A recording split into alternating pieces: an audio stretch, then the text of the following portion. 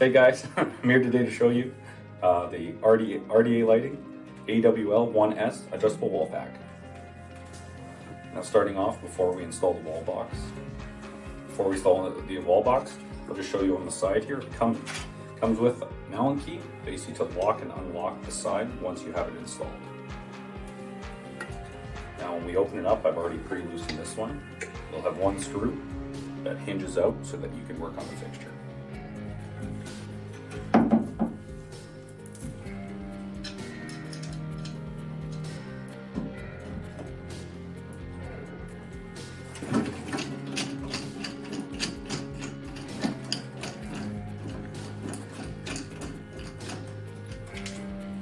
Now this company also includes a level and also a photo eye on the other side. So basically it has a wire that plugs into this, so it will turn off and on when it's dawn or dusk. Now this company offers a photo eye option. It basically has its own dedicated connector, so you can't really mix that up. After you've done your power and neutral terminations, you're basically just going to take this, click it into your piece, and it's installed.